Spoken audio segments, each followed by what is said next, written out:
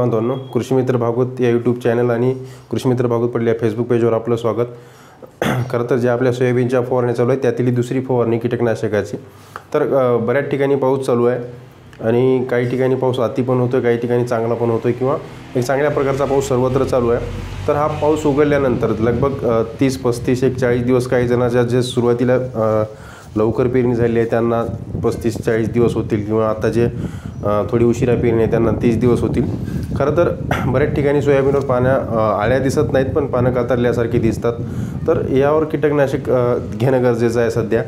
आणि त्याच्यानंतर तुम्हाला सांगेल वाढ किती आवश्यक आहे किंवा वाढ कोणाला नको आहे त्याच्यावर देखील 2 औषधी सांगेल आणि बुरशीनाशकाची गरज तर लागेल सध्या.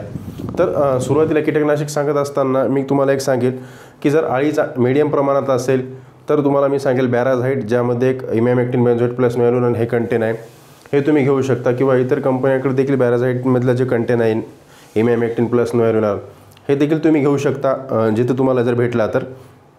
त्याच्यानंतर अळीसाठी मी तुम्हाला सांगेल जे तुमच्या सर्वांच्या परिचयाचं आहे प्रोक्लेम. यामध्ये इमॅमेक्टिनचे 5% आता आहे. ओरिजिनल क्रिस्टलचं जर महाग जात असेल तर तुम्ही इतर देखील घेऊ शकता, जे प्रत्येक कंपन्याकडे इमॅमेक्टिन बेंझोएट 5% आहे.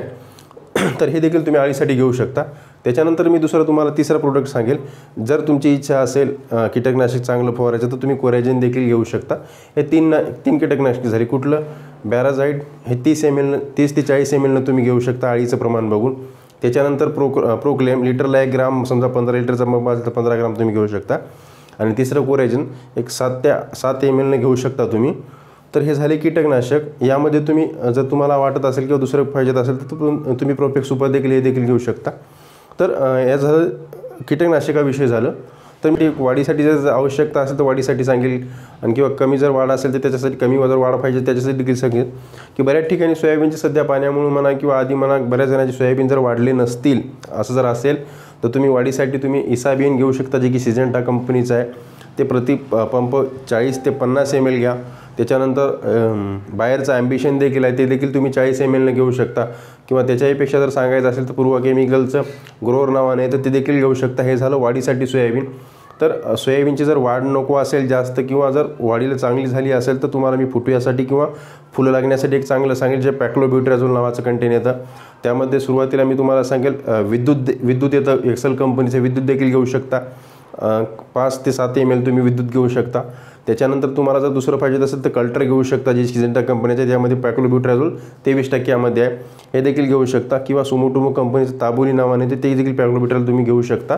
तर हे झाले वाढ कमी करण्याचे. सुरुवातीला मी सांगितलं कीटकनाशक. त्याच्यानंतर वाढ जर जास्त पाहिजेत असेल तर तुम्ही इसाबियन किंवा ॲम्बिशन किंवा ग्रोअर घेऊ शकता. जर वाढ नको आहे जास्त आता तर तुम्ही विद्युत किंवा कल्टर हे देखील घेऊ शकता.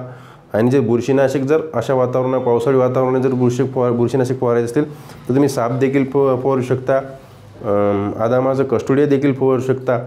किंवा त्याच्यानंतर जर तुम्हाला भारी पाहिजे तर आमिस्टार टॉप देखील तुम्ही घेऊ शकता, जे की सिजेंटा कंपनीचं आहे. तर हे झाले 3 याच्याविषयी. तर जर यूट्यूब चॅनलवर नवीन असाल तर सबस्क्राईब केल्याशिवाय जाऊ नका. ठीक आहे, धन्यवाद.